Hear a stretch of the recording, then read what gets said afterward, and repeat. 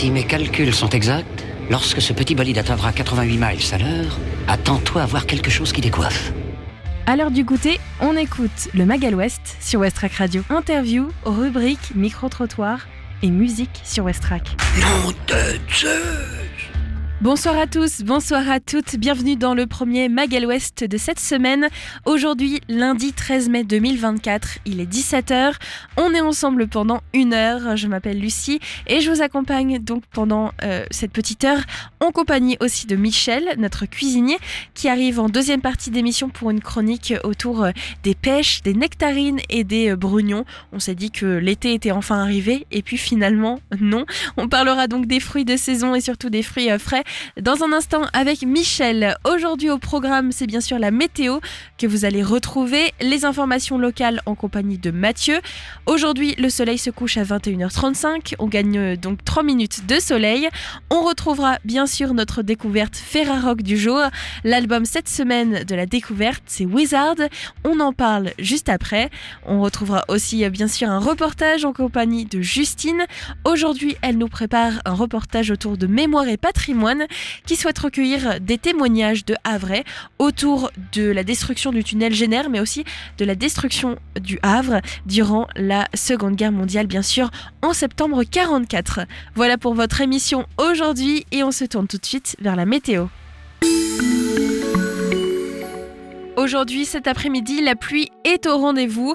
La température actuelle est de 17 degrés, ressenti 19. Le vent est de 22 km/h. Il est tourné vers le sud. Ce soir, malheureusement, la pluie va se poursuivre. Pensez donc à prendre votre parapluie. La température va retomber à 15 degrés. Le vent devrait atteindre en moyenne les 21 km/h, tourné vers le sud-sud-est. Demain, nous sommes mardi. Le soleil se lèvera à 6h16 et se couchera à 21h37. On va donc gagner 2 minutes de soleil. Demain matin au Havre, il faudra vous équiper en conséquence pour affronter la pluie. Température 12 degrés, ressenti 10. La force du vent va osciller aux alentours des 11 km/h, cette fois-ci tournée vers le sud-sud-ouest. Demain, l'humidité relative de l'air sera de 93%. C'est le taux le plus haut de cette semaine. Demain après-midi, il y aura quelques nuages en conséquence à Montivilliers, Gonfreville-Lorcher et Sainte-Adresse, avec tout de même de multiples éclaircies. La température au Havre sera de 15 degrés, ressenti plus frais, 13 degrés. Le vent, lui, sera entre 23 et 25 km/h, tourné vers le sud. Et enfin, demain en soirée, c'est le retour de la pluie. Température 15 degrés. Le vent, lui, sera en moyenne de 22 km/h, tourné vers le sud. Tout de suite, ce sont les informations locales en compagnie de Mathieu. Un comité de défense des EHPAD publics vient de se constituer au Havre.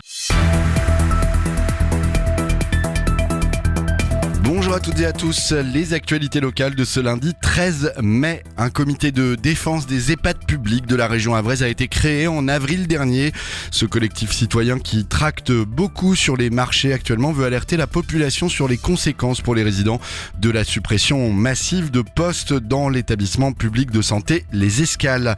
En proie à de graves difficultés financières, placées sous administration provisoire depuis novembre 2023, Les Escales est sous le coup d'une suppression massive de postes, 103 postes sur les 566 équivalents temps plein.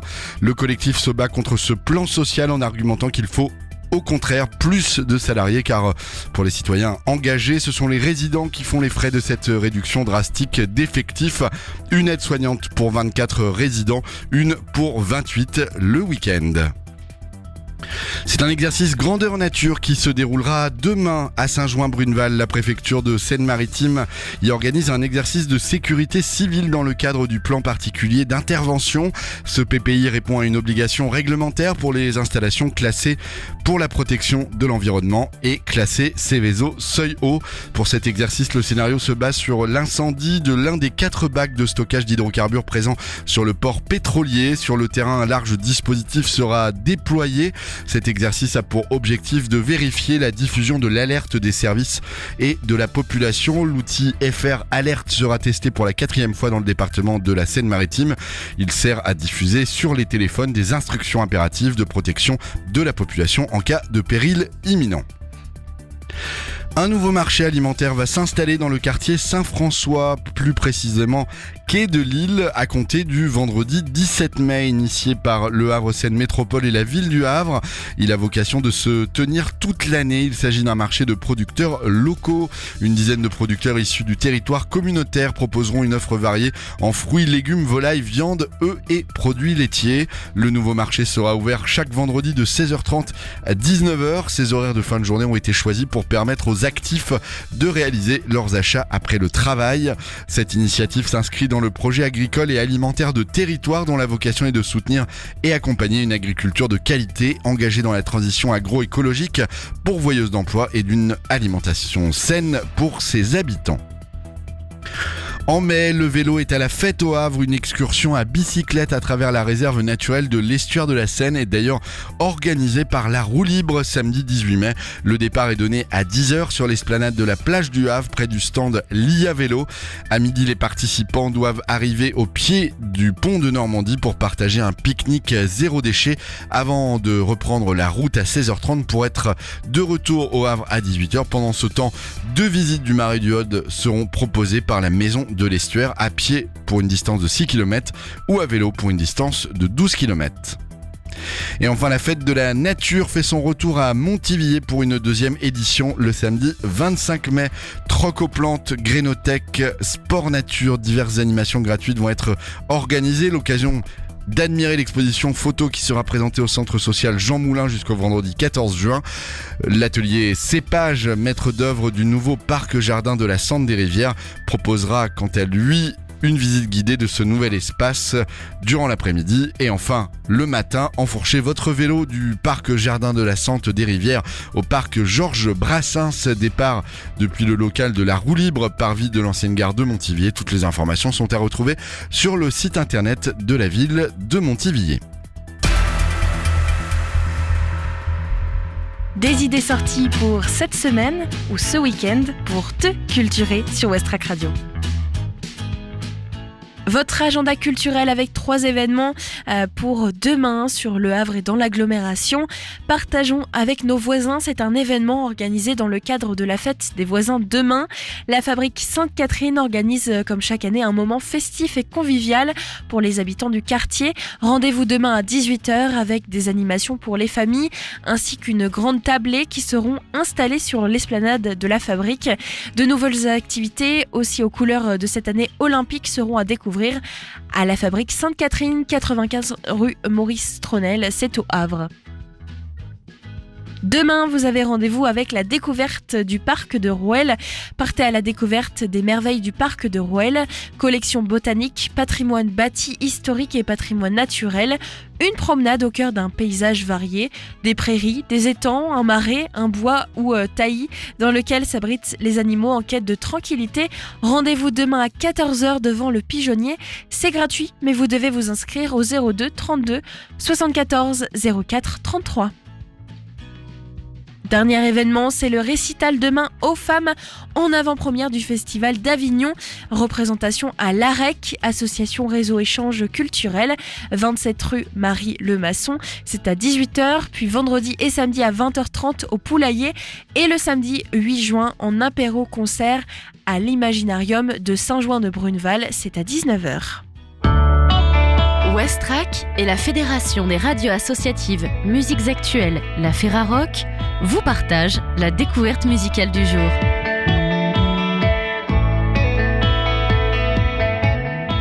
Wizard sort un nouvel album, Not Good Enough, un album punk et rock, partenaire cette semaine de la Ferrarock jusqu'au 19 mai 2024. Ce nouvel album est sorti le 12 avril 2024 chez Wizard Music. Depuis ses débuts, le groupe de post-punk noise Wizard fait vibrer les scènes, connu et reconnu tout aussi bien que son explosivité que sa colère. Le groupe est formé en 2018 par Romain Arnaud au chant et à la basse, Manuel Kaila à la guitare et au chœur et Finn Sally à la batterie.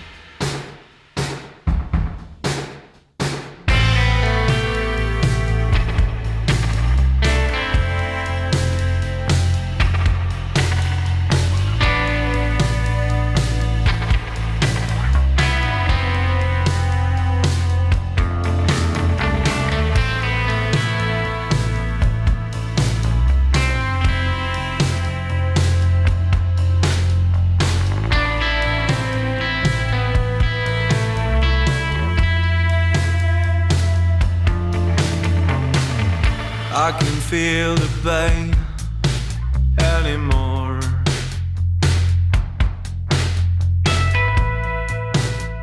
When I'm with you, such a shame. Across the border, I just think that I'm bored. Well, there's nothing to lose, to lose.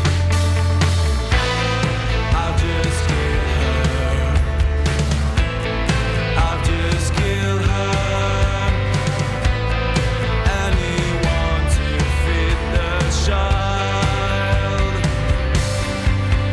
'Cause in my mind, everything works so fine. Otherwise, I wouldn't smile that way. In my mind, everything's in its right place. But I've lost everyone I've loved.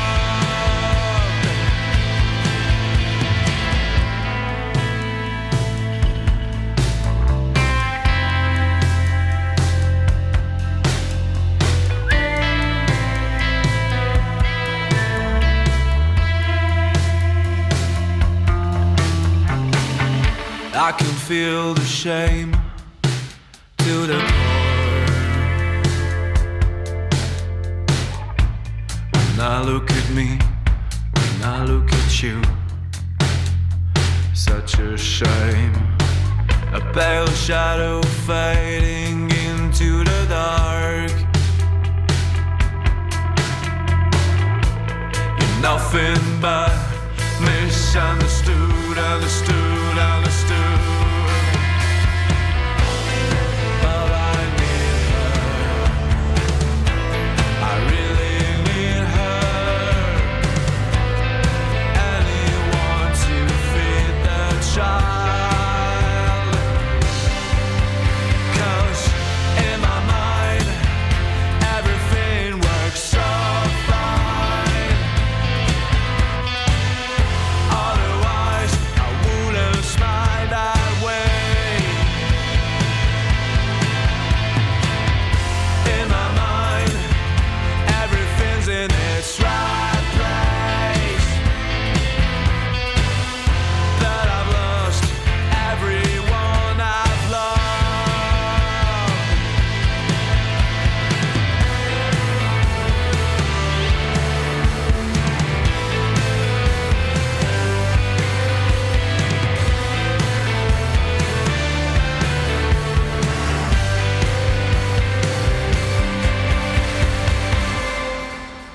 Avec cet album, le trio a pour volonté d'ouvrir la porte à un rock plus accessible, autant dans la production que dans son ambiance. Quelque chose de dansant, droit, agréable à écouter, tout en gardant la tension qui habite le groupe, avec des thèmes abordés variés, écrits par les 3 membres du groupe. Le nom de l'album, Not Good Enough, évoque leur vision pessimiste de la vie.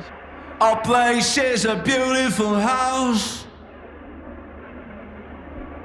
with large windows. Letting the light in, letting the light from a green garden full of trees. Glasses filled with colorful drinks. And friends with duly full teeth, laughing and cheering. Don't you hear them as I speak? I can hear the footsteps of the children. They're going round, round, round above me. And I can smell and taste the fish. They're going down, down, down around me.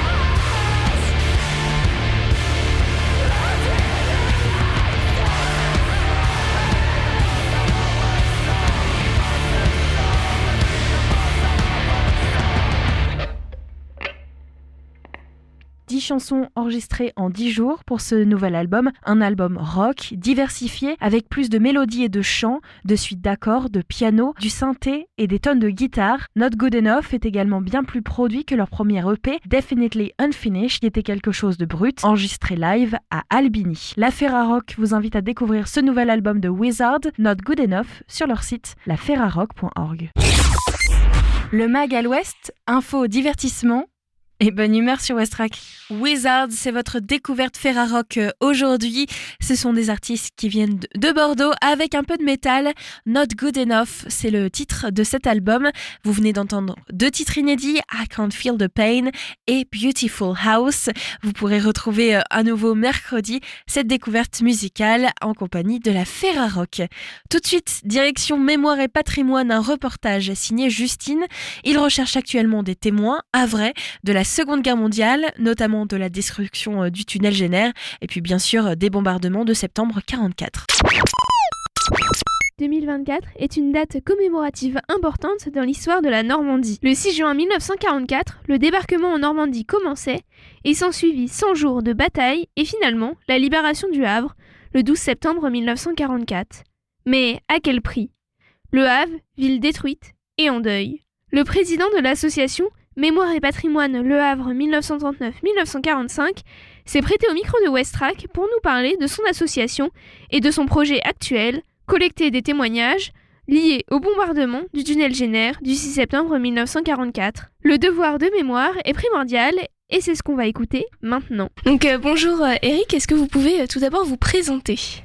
Bonjour Justine, je suis Eric Hochkorn, je suis le président depuis quelques années de l'association Mémoire et Patrimoine Le Havre 3945. Très bien, et alors vous êtes membre de cette association, est-ce que vous pouvez nous présenter l'association en quelques mots ? Oui, bien sûr, c'est une association qui existe au Havre depuis plus de 20 ans et qui a pour but de préserver le patrimoine de la Seconde Guerre mondiale et de le faire visiter au public. Et alors pourquoi vous vous êtes engagé dans cette association ?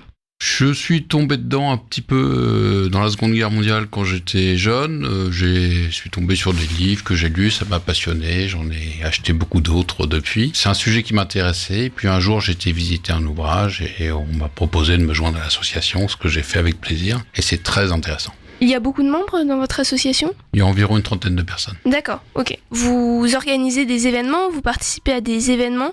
Vous êtes assez dynamique sur les réseaux sociaux, à ce que j'ai pu voir. Est-ce que vous pouvez nous parler des événements auxquels vous participez ou que vous organisez ? Tout à fait. On a donc 5 sites. On en a 4 sur le Havre et 1 à l'extérieur du Havre à Montévilliers. Et donc ces sites, on essaye de les faire visiter le plus souvent possible au public, même si c'est pas toujours évident, puisque vous avez certains sites qui sont dans des propriétés privées, donc il faut à chaque fois l'accord du propriétaire. On a surtout le plus gros site qui est l'hôpital allemand du Havre, qui est situé en haut de la rue Henri IV, qui est vraiment un site exceptionnel, mais très chargé d'histoire, puisqu'il a 170 ans d'existence, puisqu'avant d'être un hôpital allemand, c'était des glacières de la brasserie polaire. Et donc, ce site, on essaye de le faire visiter tous les mois. Ça nous permet d'accueillir plus d'un millier de visiteurs par an. Ok, j'ai vu que vous recherchez des témoignages sur le bombardement qui s'est passé au tunnel Jenner en septembre 1944. Est-ce que vous pouvez nous raconter ce qui s'est passé ?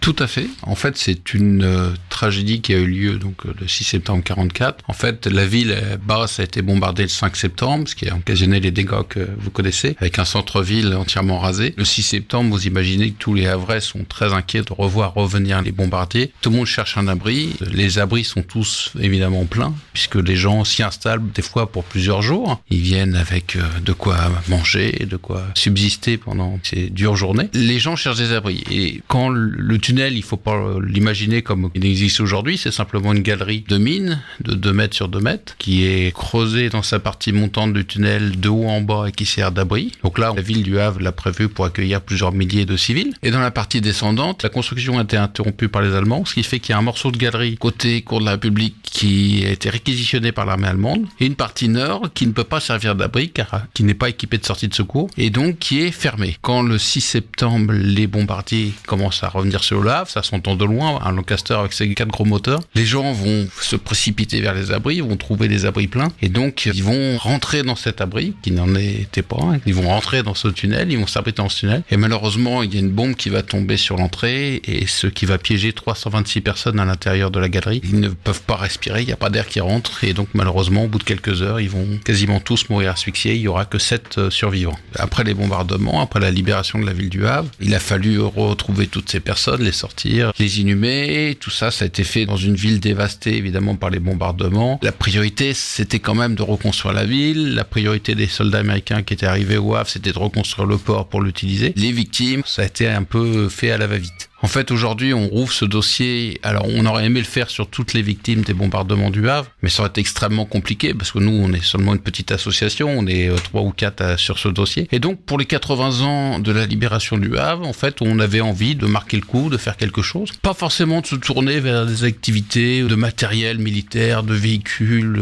Ce qui nous intéressait, c'était de se tourner vers les civils, qui ont été vraiment un petit peu mis de côté sur cette grande histoire de la libération du Havre. Et donc, toutes ces victimes, on aurait aimé pouvoir retrouver leur visage, des témoignages les concernant. On va se concentrer uniquement sur le tunnel Génère, c'est déjà 319 personnes, ce qui est déjà important, ça fait une quantité de travail qui est vraiment énorme. Mais si on arrive seulement à retrouver ne serait-ce que la moitié des photos de ces gens, je trouve que avoir en face de soi 150 portraits de personnes décédées ce jour-là, c'est beaucoup plus impressionnant que d'avoir une stèle avec marqué 319 victimes, ou même une liste de noms. Avoir des visages, c'est toujours plus parlant. Est-ce que vous avez déjà reçu des témoignages ? Bien sûr, Okay. ça arrive. On a lancé d'abord sur Facebook, qui est un vecteur qu'on utilise par notre association. On a créé un site spécial qui s'appelle Il y a 80 ans, la tragédie du tunnel Génère. Nous avons déjà des témoignages d'arrivée. On a eu la chance que le journal Havrais aussi nous fasse un petit article bien sympathique qui nous a permis encore d'avoir des contacts. Et donc ça y est, ça rentre. On a déjà dépassé la 15aine de photographies, de témoignages, d'informations sur les familles. Mais c'est très intéressant et ça réveille des mémoires familiales. En fait, c'est plutôt des personnes entre 20 et 50 ans qui ont lu les messages et puis qui ont été voir leurs grands-parents en disant « Dis donc, il n'y avait pas une histoire avec le tunnel Génère ». Les photos ressortent des archives et ouais, ça avance. On espère avoir un résultat concret pour le 6 septembre. Très bien. Et alors, quel est le but ? Qu'est-ce que vous voulez en faire de ces témoignages ? Alors, à terme, on aimerait déjà que le 6 septembre, on pouvoir faire une exposition sur la plage Génère, si la mairie nous en donne l'autorisation, bien entendu, pour que, au-delà de la stèle, on voit un peu ces visages et puis qu'on comprenne un petit peu que c'est plus qu'un chiffre, que c'est vraiment des Havrais, comme vous et moi, qui ont péri dans ce tunnel. Ensuite, on va l'exposer sur un de nos sites. Alors, on n'a pas encore clairement défini lequel, parce qu'on a 2 possibilités. Voilà, ça restera à terme toujours visible par les visiteurs qui viendront sur nos sites. Très bien. Et alors en quoi le devoir de mémoire c'est important pour vous ? Puisque c'est un devoir de mémoire finalement de faire cette recherche. Tout à fait. C'est important parce qu'en fait, c'est en train de disparaître. La Seconde Guerre mondiale, c'était hier, en termes de temps historique, par rapport à la grande histoire de l'humanité. La Seconde Guerre mondiale, c'est hier. Et en fait, ce qui est toujours impressionnant quand vous regardez les photos de la Seconde Guerre mondiale, vous pouvez vous promener dans la ville, les bâtiments sont toujours là pour ceux qui n'ont pas été détruits, bien entendu. En fait, c'est proche aussi parce que ça a touché nos familles.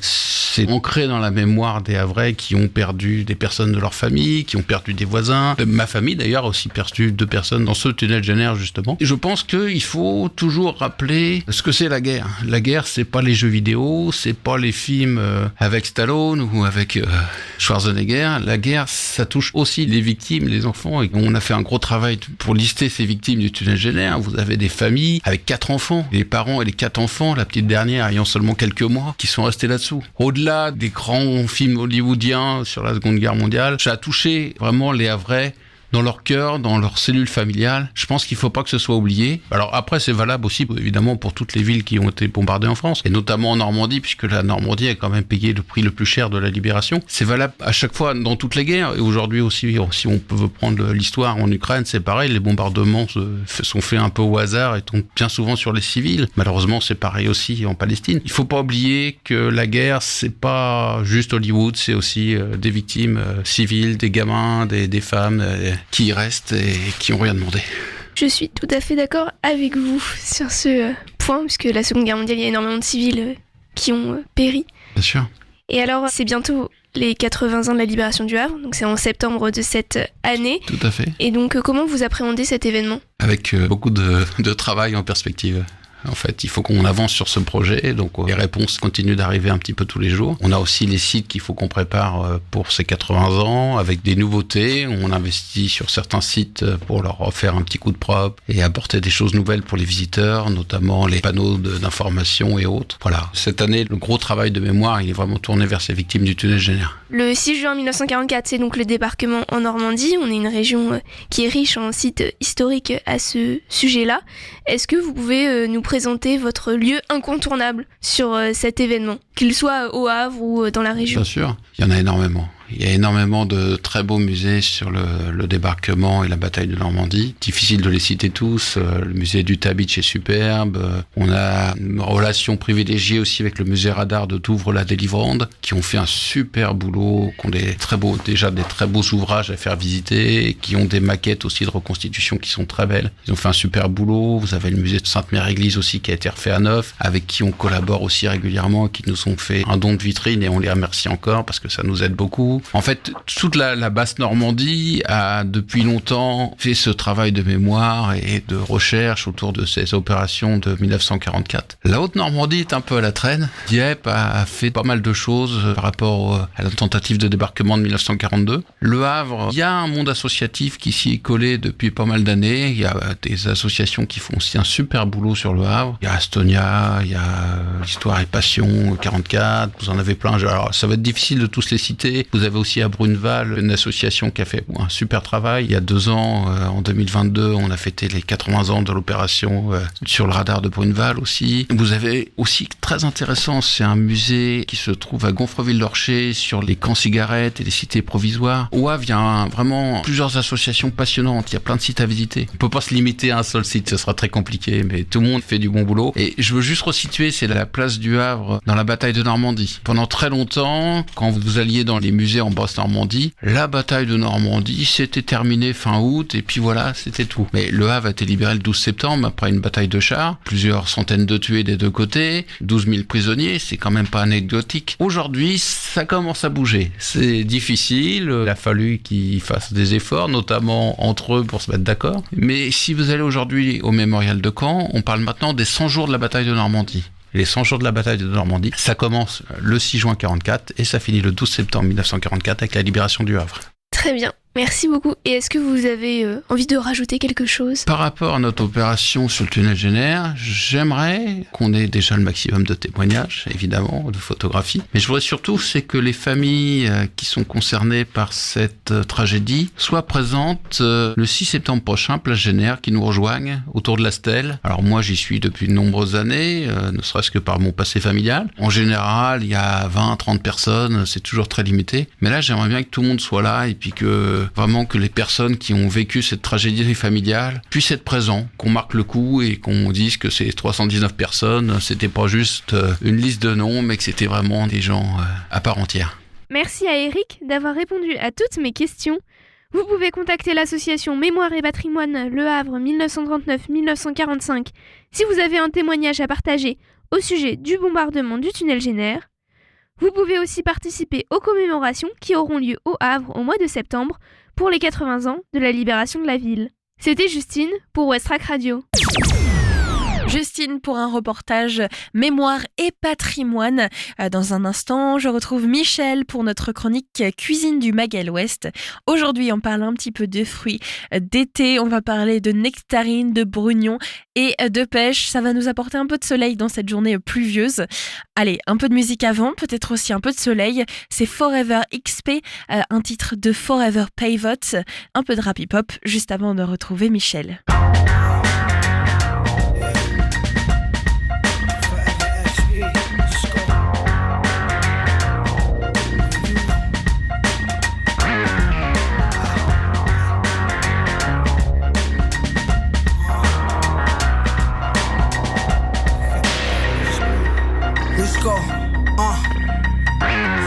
What's a soldier without a war? Rich without the poor. kids without chores and the glass without the pores. A world without laws, a model with no flaws. A tiger with no claws, lumberjack with no saw. With 3, with no 4, with king with no course. And coke with no snort, you buy it but can't afford. A house with no roof, the truth with no proof. A mouth with no tooth, some socks with no shoes. Detective with no clues, it's rap with no blues. A clock with no snooze, a drunk with no booze. A flower with no bees, a snoop with no trees. The beach without a breeze, you plant it with no seeds. A preacher who won't preach, no class for you to teach. A seeker who won't see, a dancer with no feet. Got plans but don't lead, a tree with no leaves. Big cars but no keys, no blood for you to lead. No heights for you to reach, no games for athletes. No rappers for rap beats, no food for you to eat. And a world with no you and me. I said a world with no you and me. It's crazy, I don't think about how I got there, but what made me. It's gotta make a sense like a drug dealer with babies. It's gotta be 100 like 20 plus 80. It gotta be legit like you ain't try to play me. Like you ain't try to serve me the biscuits without gravy. Like you was all out of ammo but still aiming. Like we was on the court and you constantly throwing flagrants. Like you knew I was learning but you ain't have the patience. Mais ouais, il me suffit d'appuyer sur un petit bouton ici à côté de moi. Je vous entends plus. Ah, vous m'écoutez maintenant. Vous m'écoutez parce que vous avez peur.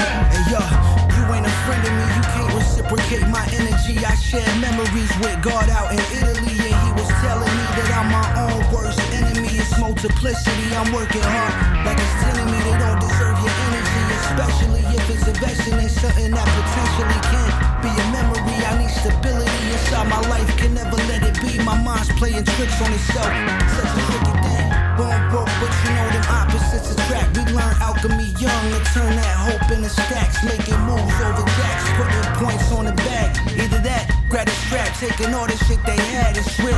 I never been the type to miss a meal. We gon' light another one, take a drink, crack the seal, flies in your eardrum. We ain't never feared none, forever XP in the spot. We rock the cash bar. What? Yeah, we up in the spot, dawg. We rock the cash bar.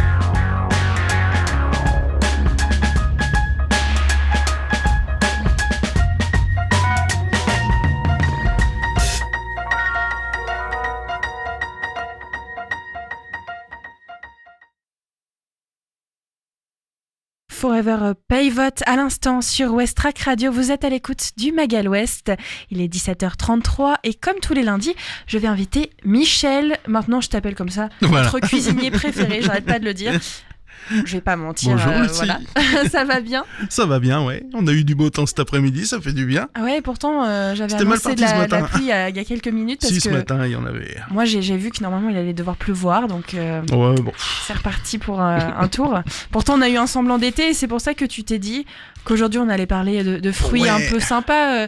Les Le pêches. fruit du péché. C'est ça, exactement. Brugnons et nectarines. Ouais, alors d'abord, zone de production, Espagne, Italie, toute la Méditerranée principalement. Pour nous, la France, dans le sud-ouest, beaucoup de pêchés.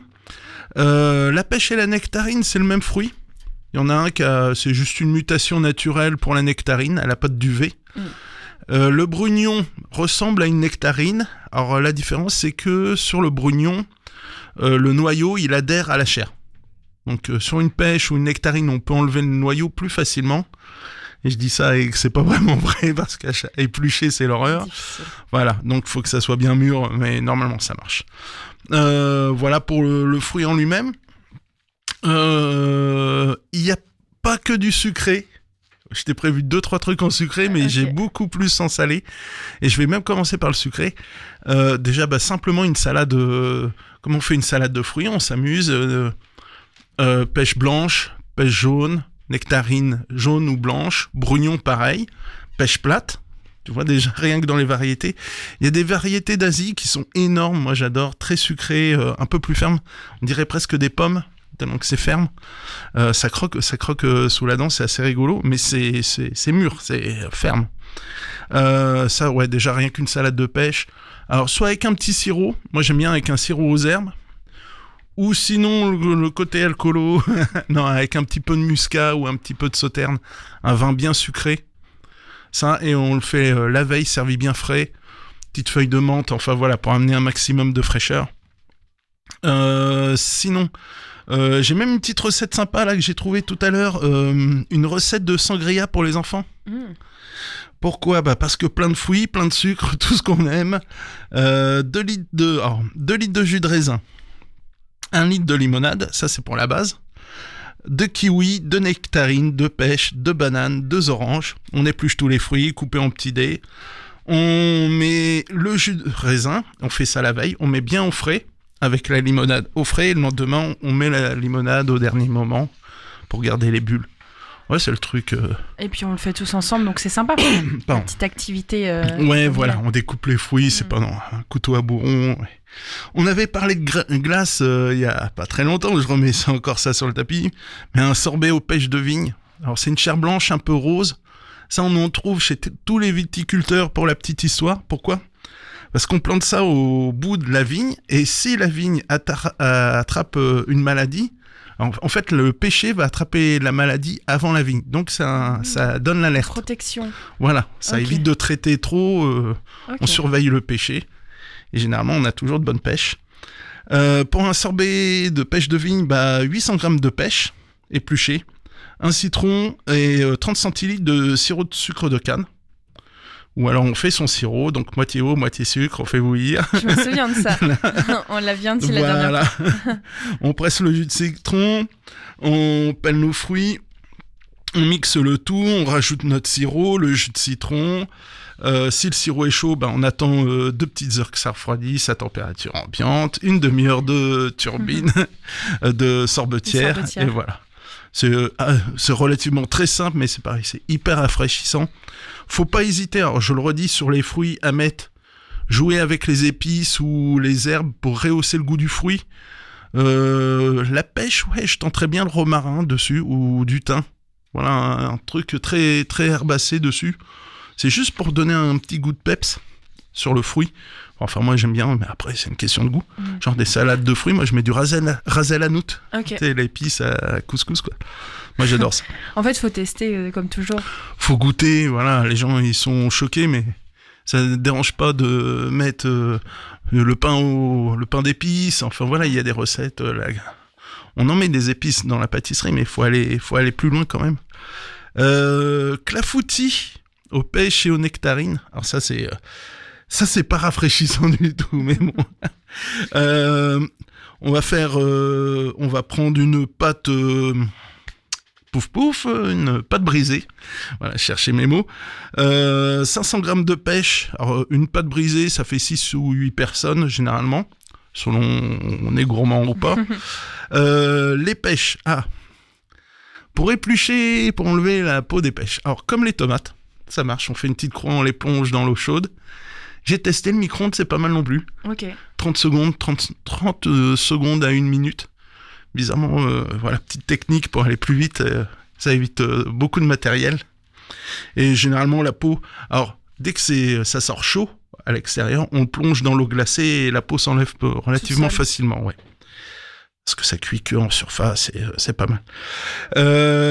Oui, et donc après, on va faire juste ce qu'on appelle, nous, une crème prise pour faire notre clafoutis. Moi, je la booste un petit peu.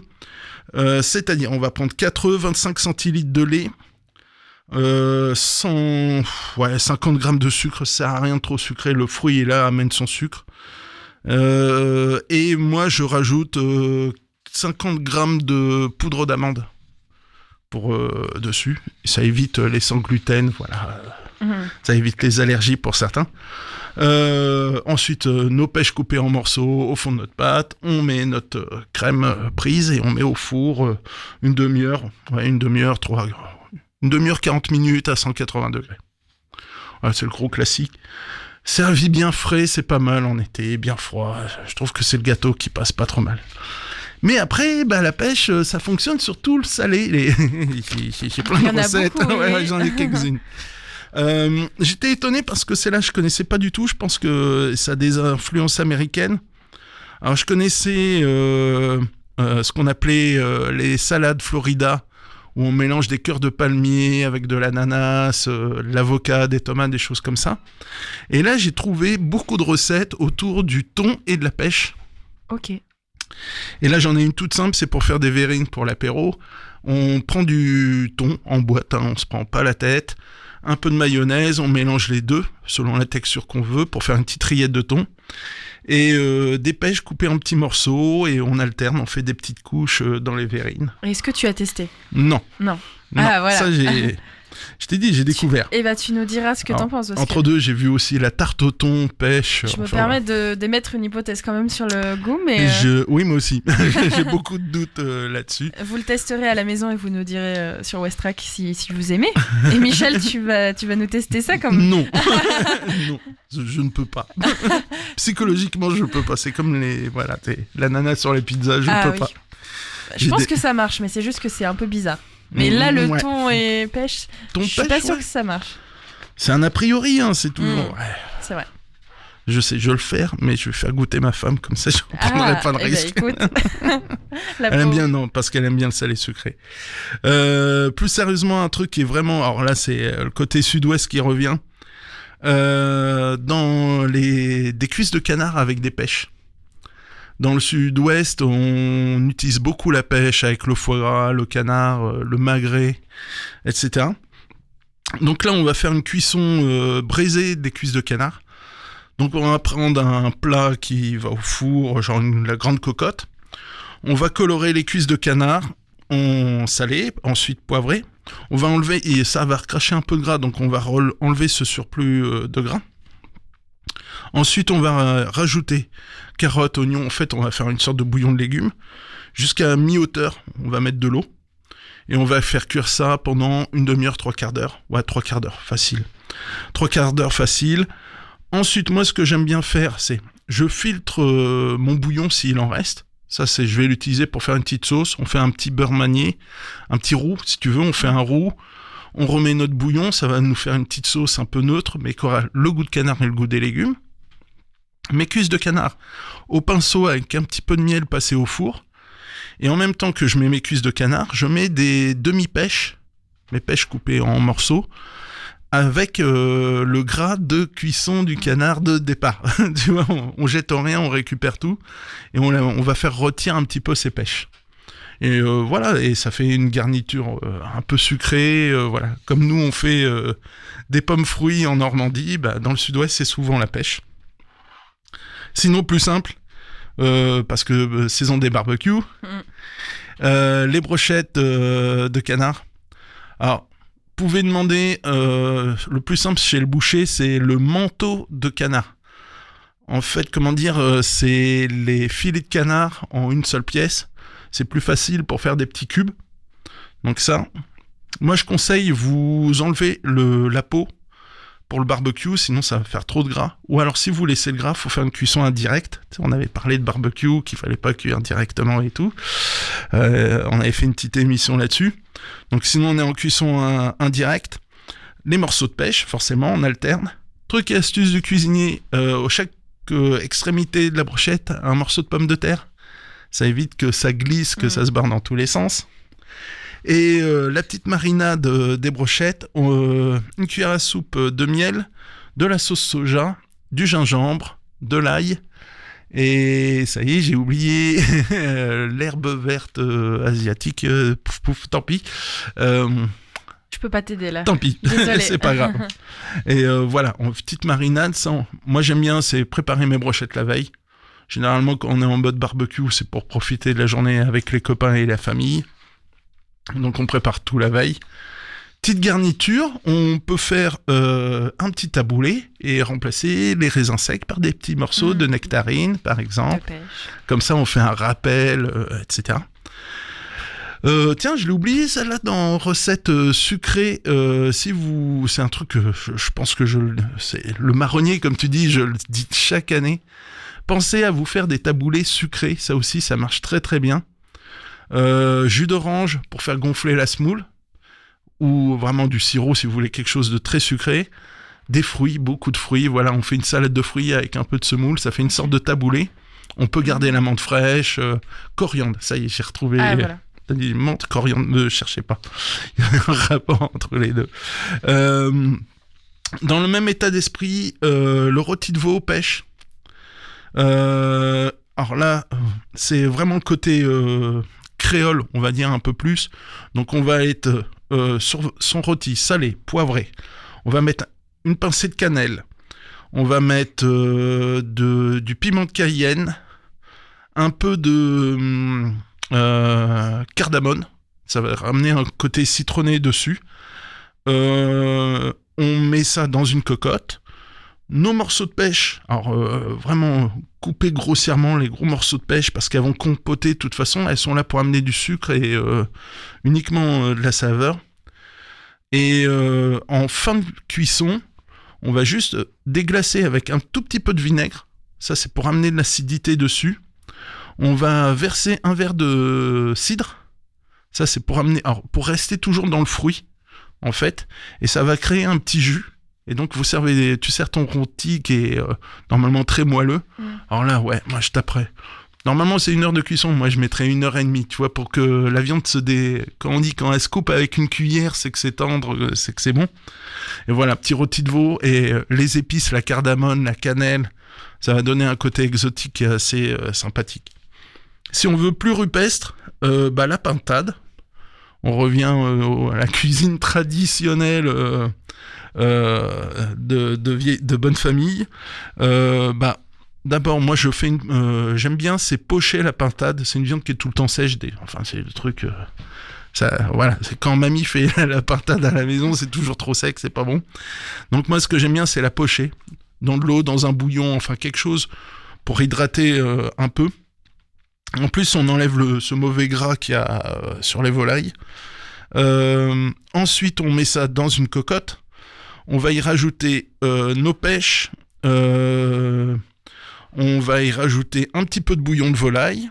Alors, l'idéal, c'est même de prendre des pêches qui sont pas trop mûres pour pas que ça parte trop en purée. On va cuire ça pendant 1 demi-heure, 3/4 d'heure. Alors, on met du bouillon de volaille. Et en fin de cuisson, on filtre, on met nos pêches d'un côté, notre pintade qui est cuite, on récupère notre jus. Là, on va refaire un petit roux. On recommence, beurre, farine. On récupère notre jus. On complète ou pas avec soit du vin blanc ou encore du bouillon de volaille qu'on a utilisé au départ. Et quand on a la bonne consistance pour la sauce, car a ce goût sucré de pêche en plus, on met une petite cuillère à soupe de crème, histoire de donner un peu d'onctuosité. C'est hyper traditionnel comme recette, mais bon. Et j'ai trouvé quand même un truc un peu italien, un peu rigolo, un peu de fraîcheur, une petite salade de pêche rôtie à la mozzarella. Ok. Alors moi aussi j'étais surpris, mais je trouve que ça me branchait bien. Les ingrédients, des pêches jaunes, des tranches de jambon fumé, alors de préférence un bon jambon parce que là on va le laisser cru, des amandes ou des pistaches, ça marche très très bien sur le côté italien. Pas les pignons de pain, c'est pas la peine. Alors j'adore les pignons de pain, moi je les mange par poignée, mais quand on connaît le prix, vaut mieux s'abstenir, sinon on se ruine. La mozzarella, alors fraîche, la burrata, après c'est une question de goût. Moi j'ai une petite préférence pour la burrata. La burrata, c'est celle qui coule quand tu la coupes en deux. Là. Voilà, c'est le truc. Mais il y a des modes, et après on revient à soi.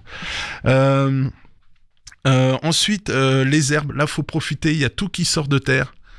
J'ai vu là dans la région, on a les premières laitues, rouges, vertes, les feuilles de chêne, les millefeuilles, pas le gâteau mais la salade millefeuille, les herbes aromatiques commencent à toutes sortir de terre. Donc là une salade aux herbes, pousses d'épinards, roquettes, voilà, on s'amuse. On va sur de la roquette, sur la laitue très tendre, il y a la romaine aussi. Là c'est vraiment les salades idéales.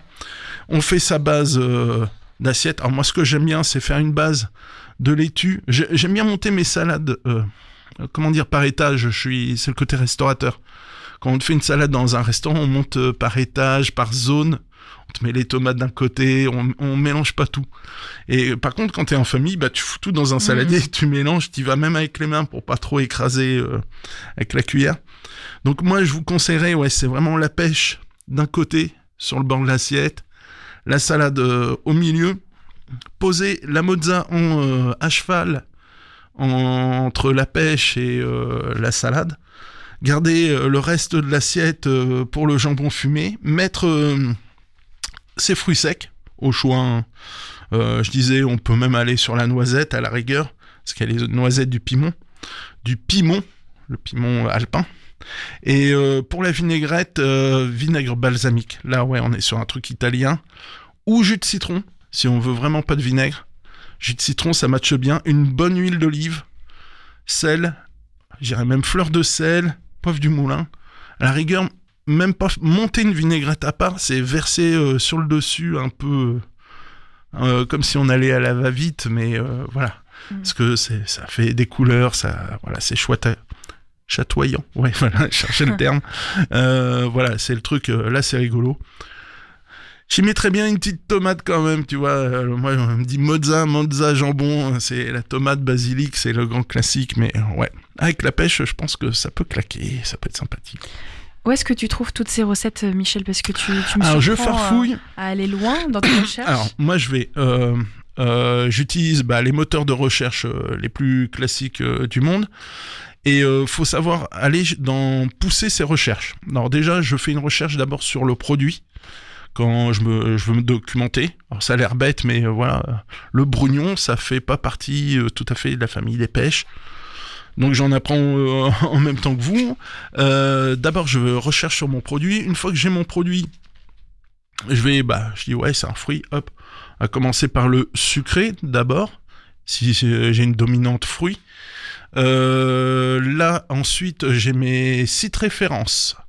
Mes sites références. Le premier, c'est Chef Simon, parce que c'est un professeur des écoles. Donc au moins, je suis sûr que je suis dans les clous, que c'est vérifié. Ça a été testé, les recettes. Ensuite, j'aime bien, au niveau du format, c'est 750 grammes qu'on trouve sur Internet. Alors par contre, là, il faut aller regarder les avis des recettes.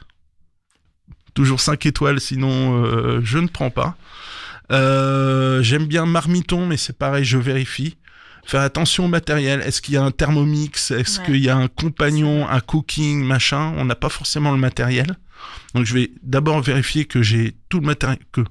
Moi, je prends toujours des recettes où je suis sûr que tout le monde a le matériel. Voilà. C'est un four, un feu, normalement, on s'en sort. Pour les recherches aussi, les quantités. Pas de recettes en verre à moutarde, etc. Alors, il faut savoir que sur le site de Chef Simon, il y a un tableau de conversion. Tu peux mettre en verre en pot de yaourt et ça te donne le grammage derrière. Donc ça, c'est très bien fait. Ensuite, il y a vraiment les gros sites références. Elle Actuelle, Madame Figaro, etc. Il y a tout ce qui est magazine féminin. Il y a des très très bonnes recettes. Parce que c'est beaucoup de magazines qui sont critiques culinaires.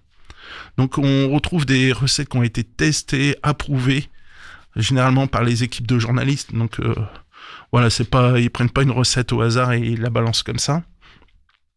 Quand je fais ces recherches-là, faut savoir qu'en plus, moi, ça me refait remémorer toutes les recettes que j'ai aussi en amont. Par exemple, la salade de pêche brugnon de tout à l'heure avec du muscat, c'est un truc de famille, quoi. Parce que on va au marché, etc. T'achètes les fruits.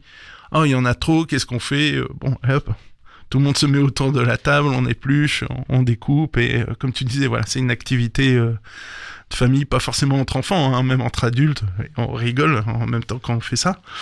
Les recettes aussi, c'est pas que Internet, c'est... les bibliothèques. Alors, t'as pas vu tout à l'heure, mais j'ai échangé un livre avec Henri. Sur la Normandie. Oui, il est reparti avec un livre sur le foie gras. On échange des recettes entre collègues. Alors, pas toujours, il y a des personnes qui sont fermées, qui veulent garder leur secret. Derrière, quand tu vas chez un producteur, parce que c'est eux qui maîtrisent le produit le mieux, parce que des fois ils ont du surplus, donc ils réinventent les recettes systématiquement. D'autant plus quand c'est des producteurs, je veux dire éleveurs-producteurs. Par exemple, dans le sud-ouest, souvent ceux qui élèvent les canards font aussi les conserves. Donc ils ont des recettes toujours innovantes. J'ai vu des tagines de canards, j'ai vu... ils inventent, ils réinventent. Les producteurs, Et surtout, la famille, quoi. Il y a toujours papa ou maman ou la grand-mère qui a une recette immuable. Dans certaines familles, c'est les lasagnes, par exemple. Non, mais voilà, il y a des trucs qui reviennent souvent en famille. Moi, c'est la cuisine de ma grand-mère, c'est immuable. Les pêches, non, une pêche, c'était posé, pour elle, c'était posé dans une corbeille et tu mangeais une pêche pour le goûter, quoi. C'était basique, tout simple. Un grand classique, si je repense à ma maman, je vais repenser tout de suite banana split, la pêche melba, pardon. Tu vois, j'associe un souvenir aussi avec une recette, et ça, c'est hyper intéressant. Ou des balades. On se promène, on passe à tel endroit. Attends, il y avait machin et tout, on avait mangé ça, et boum, on se remémore une vieille recette. Les pêches de vigne, c'est familial, c'est les vignes dans le sud-ouest, c'est courant, et du coup, on récupérait tout le temps des pêches, mais c'était gratos, quoi. Le producteur local disait aux enfants, allez ramasser les pêches. Voilà, on repartait avec chacun 1 kilo de pêche sous le bras. C'est bien. Ah ouais, non, mais c'est chouette. Tu vois, le fait d'en parler, j'ai un souvenir, éplucher les pêches, les couper en petits morceaux, les coller au congélateur. Et quand tu sers un vin blanc qui est un peu moyen, tu mets un petit glaçon goût pêche ou voilà, à l'apéritif quand il fait très chaud. L'avantage, c'est comme c'est pas de l'eau, ça va se garder très longtemps et ça se conserve bien. Et donc ta recette sur le thon pêche, d'où est-ce qu'elle vient ? Et t'as vu des commentaires qui l'ont testé ? Ouais, mais tout le monde me dit c'est génial et tout. Et j'ai donc influence américaine. Moi, c'est un souvenir des années de ce qu'on faisait dans les années 70-80. C'est ce qu'on appelle Florida Avocat Cocktail. Donc l'avocat, la mayo, mélangé avec du ketchup, les crevettes, qu'on met ça au milieu de l'avocat. Du coup, il y avait le pamplemousse cocktail, qui est un dérivé aussi. Donc pareil, crevettes, mayo. Et par dérivé, tu vas sur la salade Florida, donc je disais, orange, cœur de palmier, pareil, les fruits de mer, et toujours cette fameuse mayonnaise, ça c'est typiquement américain, ou japonais, enfin les deux vont toujours sur la mayo. Et là, je tombe sur le truc à la mode, ouais, le thon mayo pêche. Et c'est le truc qui a l'air récurrent à l'heure actuelle, côté Floride et Californie. D'accord. Pourquoi ? Mais je suis sûr qu'on va regarder après les sushis, il y aura bien un couillon qui va me faire un sushi avec une pêche. Moi, je te fais confiance, mais j'avoue que ça m'étonne. Donc, ta femme va devoir tester ça ? Ouais, je pense, ouais. Et tu nous en diras des nouvelles, Michel ? Ah oui, ça va être drôle. promis, je le fais. C'est elle qui teste toujours tes recettes Non, parce que... étranges ? Non, étrange. Non, généralement, je sais à peu près où je vais. Il y a certaines recettes qui passent pas la porte parce que je dis non. Enfin, je mange une pizza à l'ananas, oui, on l'a fait, mais j'ai acheté des ananas de qualité, coupés super fins. C'était vraiment pour dire, oui, il y a de l'ananas, mais il y avait du romarin, du jambon de pays. C'était pas un truc à l'américaine, encore une fois, genre poulet, sauce à veau, guacamole, machin, un truc un peu bizarre, où tu sais pas si tu manges mexicain ou si tu manges un truc de Floride. Non, faut respecter les produits un minimum. Je vais pas ouvrir une boîte de conserve pour faire un truc, quoi. Là-dessus, je peux pas, quoi. Faut un minimum. Même si ça a l'air bizarre sur le moment. Après, voilà, je dis un porc, on fait en Martinique, Guadeloupe, dans les Antilles, on fait du porc à l'ananas. Bon, allez, faut pas se buter sur l'idée qu'on puisse faire une pizza à l'ananas non plus, quoi. Après, moi, les associations goût, tomates. Ouais. Tomate, fromage, ananas, là j'ai du mal. Ouais, ça doit être c'est au niveau du palais. Ouais, puis c'est acide. Ouais, c'est ça, c'est exact. Ouais. Ah non, justement, faut prendre un bon ananas pour pas qu'il y ait cette acidité, parce qu'il y a déjà une acidité dans la tomate. On ramène du sucré qui est aussi dans la tomate, mais voilà, faut trouver un équilibre entre tout ça. Mais si on prend un mauvais ananas, justement trop acide et ainsi de suite, et qu'on le cuit derrière, non, ça va vraiment pas être terrible, quoi. On fera une émission où on testera des choses un peu... Tu veux ? Je peux te faire une émission qu'avec des trucs un peu bizarres. Et je te promets, il n'y a pas besoin d'aller très très loin. Non, je vois ça. En tout cas, tu fais toujours de très bonnes recherches. Donc, merci moi, Michel. J'ai connu des enfants qui mangeaient des frites avec du chocolat. Ouais, mais ça, c'est les enfants, ils font des choses bizarres. Mais moi, j'ai déjà vu quelqu'un qui roulait dans du jambon les petites fraises Tagada. Waouh, moi j'ai vu les spaghettis avec du sucre. Bon, on s'arrête là parce que là, ça va partir. C'est honteux. On dira pas les secrets des autres. Et samedi 11h. Samedi, est-ce que c'est bizarre samedi ou ça va? C'est des recettes étranges? Non, ça va être bien. On va parler gourmand. de la plage. Voilà, c'est gourmand, c'est beaucoup de sucre. Il va y avoir beaucoup de sucre dans cette histoire. Non, je serai avec Henri, Alan de Crêpes Chignon et on va vous parler de crêpes beignets, de glace, voilà. Surtout les adresses au Havre, aux alentours. Et beaucoup de crêpes, je crois. Il y a beaucoup de crêpes, oui, il y a beaucoup de Bretons. Je crois, ouais, on fait la festive. Ils sont avec leurs bignous et leurs cornemuses. Arrête, tu vas vraiment fâcher quelqu'un là. Je crois qu'avec cette émission, les gens vont être fâchés. Non, ils sont bien. Ils ont le Queen Amman. Quand on te dit pas de beurre, pas trop salé, pas trop sucré, et pas trop de matière grasse, ils font Queen Amman, beurre salé, pas de problème. Donc samedi, rendez-vous à 11h pour Gastronomiquement Vôtre. Voilà. Et là, vous allez nous sortir du sucré. Ouais, il va y avoir beaucoup de sucre. Ok, on attend ça avec impatience sur Westrack, donc à 11h avec Michel, Henri, et on a invité Alan pour Gastronomiquement Vôtre. On se quitte en musique, Michel, ça te dit? Oui, volontiers. On va s'écouter un titre de Léonie qui s'appelle Best Mistake. Je vous donne rendez-vous demain pour une autre émission, un autre Mag à l'Ouest. Demain, je vais recevoir une équipe sportive d'un sport un peu inédit. C'est du football américain, mais qui se passe sans contact. On en parlera demain avec le club havrais. Je vous donne rendez-vous donc à 17h et puis vous pouvez réécouter cette émission en podcast. Très belle soirée.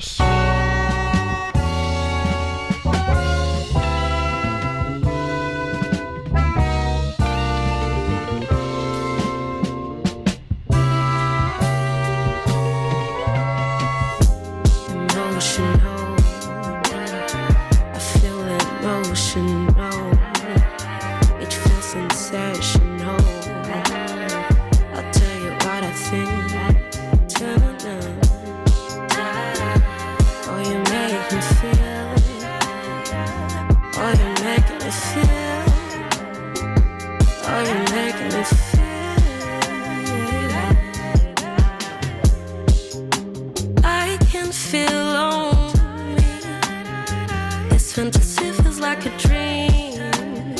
This part of me, I feel so free. Yeah.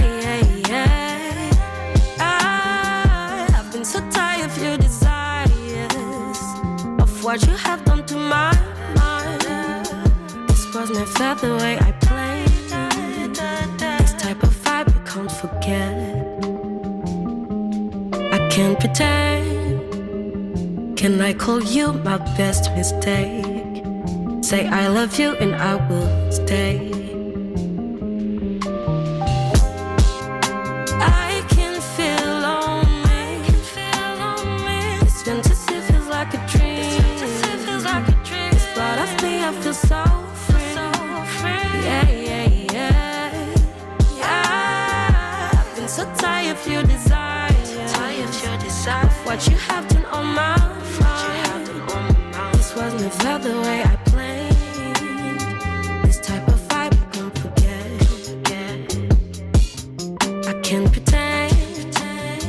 Can I call you my best mistake? Say I love you and I will